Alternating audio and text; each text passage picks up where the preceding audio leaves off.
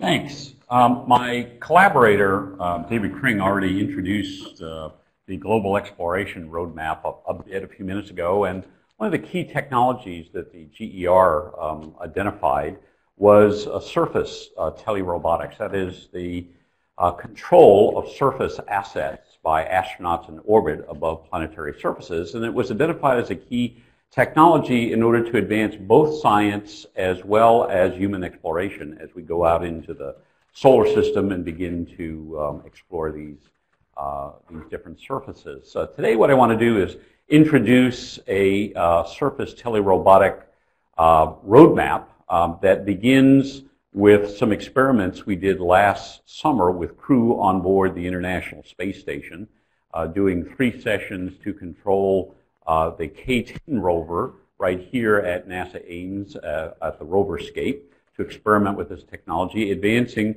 we hope, in the early part of the next decade to surface assets, deploying, for example, a low-frequency radio telescope on the far side of the moon, and then eventually to Mars with the first human orbital missions to Mars. My collaborators are listed here. I particularly want to single out Terry Fong and his group here at NASA Ames in the Intelligent Robotics group. Terry designed the software and much of the work that was done with the ISS collaboration this last year. The Global Exploration Roadmap, here's actually a page from the roadmap, and it identifies this human robotic partnership as an important issue, telepresence, teleoperation of robotic assets on the surface. They actually used a picture from our simulation. This is the K-10 rover deploying a polyimide film, the backbone of a future low-frequency radio telescopes here at NASA Ames. And the observation that was made is that this kind of mission concept with a human-assisted sample return and deployment of assets on the surface is indeed a key technology as we begin moving outward in the solar system and actually have astronauts on some of these bodies as well. Our roadmap, as shown schematically over here, began with some ground analogs over the last few years, progressed to 3 simulations, 3 crew sessions, I should say, with the ISS laboratory, and then hopefully progressing from there to cislunar space and then Mars orbit, all the while increasing the technology readiness level as we move outward and get more and more sophisticated and advanced with this technology. This roadmap is consistent with NASA's own building blocks to Mars because, of course, it begins also using the ISS as a laboratory to understand space exploration, progressing to cislunar space with the Orion space capsule, and then, of course, eventually on to Mars. Our phase 1, as we're terming it, experiments occurred last summer. We had sessions in June, July, and August. 3 separate sessions, 3 separate astronauts in control of the K-10 rover.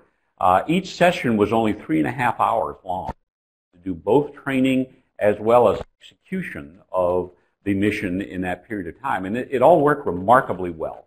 And that's a tribute in large part to Terry and his group designing the interface software, which was very intuitive. All the astronauts these days grew up playing video games, so we tried to make it intuitive in this same sense, and it worked remarkably well. It allowed us to demonstrate for the first time crew control of surface telerobotics. We worked through the ConOps via the ISS control, which was highly non-trivial, and were able to gather some key engineering baseline. Of course, where we want to go next after the ISS is the lunar far side.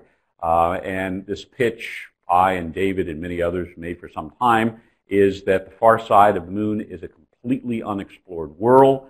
It has a surface area 1.5 times that of the United States. We've never been there with either a robot or with humans, and so let's go there. There's a lot to do. David outlined some of the exciting geological science to be done from the South Pole Lake and Basin. As an astronomer, I'm very interested in the lunar farside's unique aspect, that is, the moon is tidally locked so that the far side is always facing away from the Earth.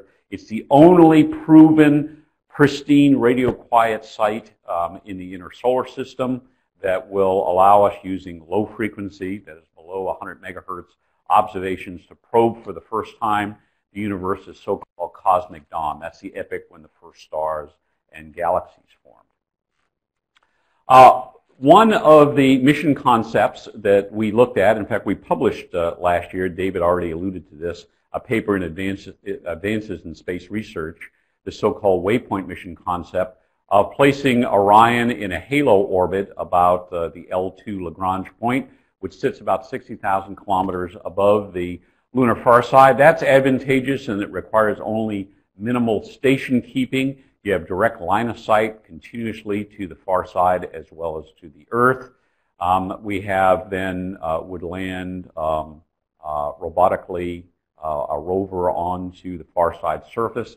This kind of mission is doable within NASA's budget and the timeline that we have now. It's not certainly a replacement for human astronauts on the moon. That's something that we would like to see happen as the next stage as well.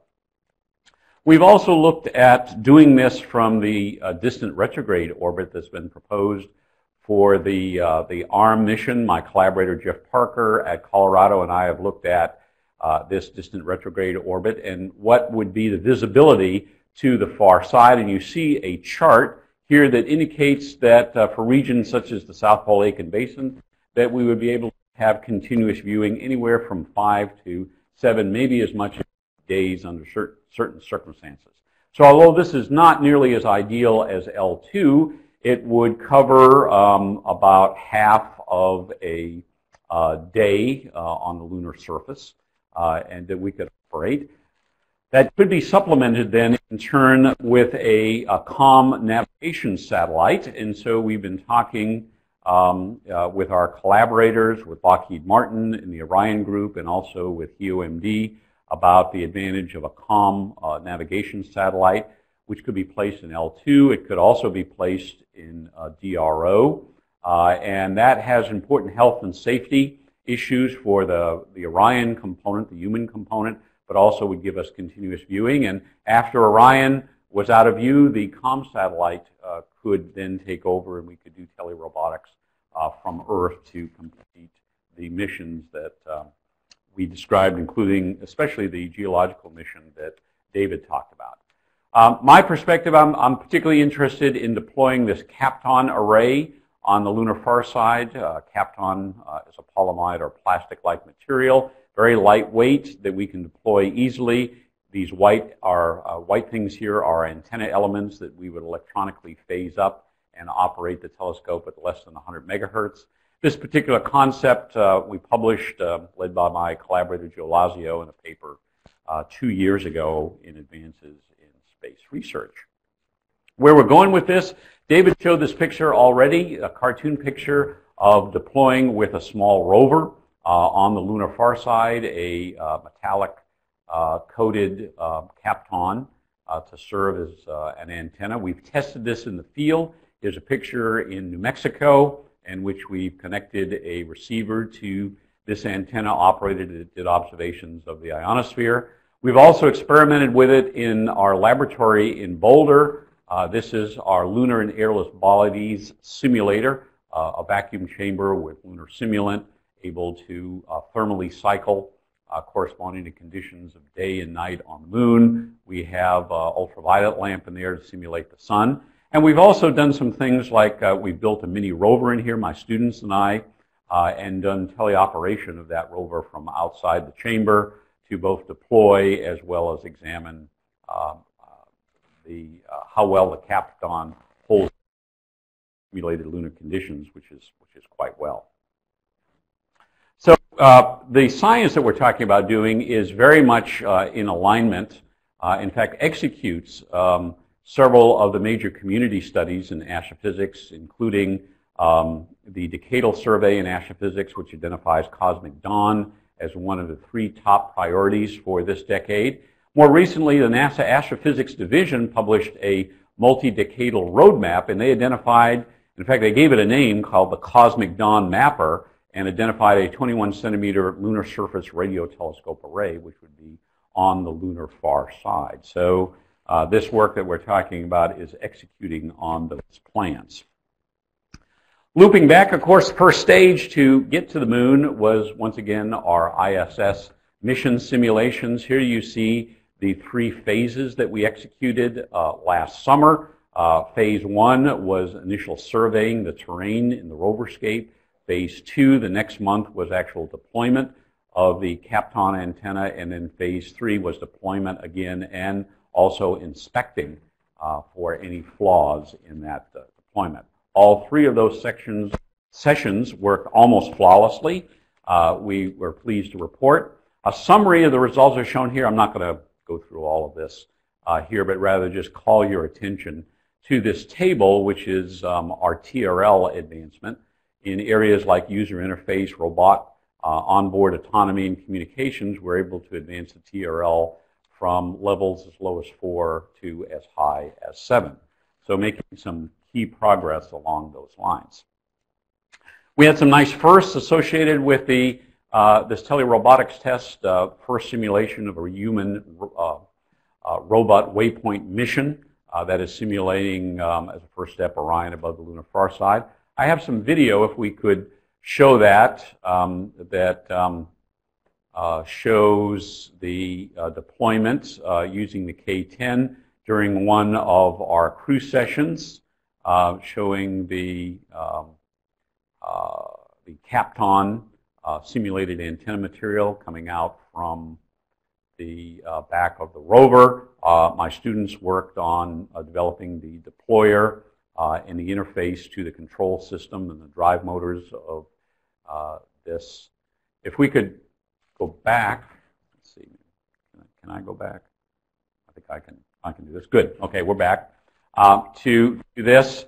So as I mentioned, in addition to these first in terms of teleoperation, this was really a wonderful experience for students. Here's 3 of my students from Colorado who were able to participate in this realistic training session for one of the so-called waypoint mission simulations. We are also, we're talking to HEOMD about a next phase in continuing this, advancing the human robot orbital exploration missions, and collaborators are listed here. Let me just talk very briefly about a couple of things that we are looking to do. One is to further elaborate on constraints within Orion. One of the interesting things is if we only have a 4/10 of a second delay between Orion and the surface and return, that means that we can also offload the processing, the computer processing, onto Orion. We don't have to carry that necessarily on the surface.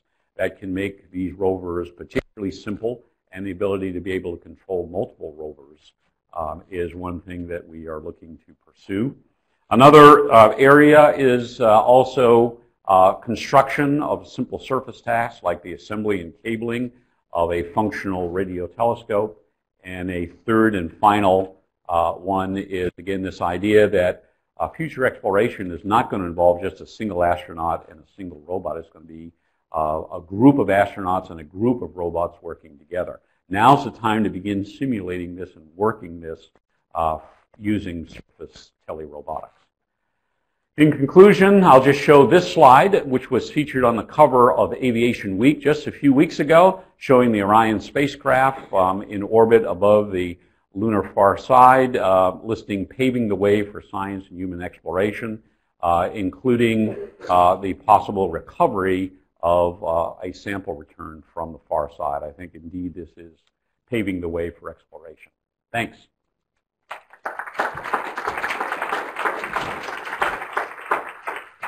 Cool. Great talk, Jack. Do you have any questions for Jack? We've got time for one 15-second question.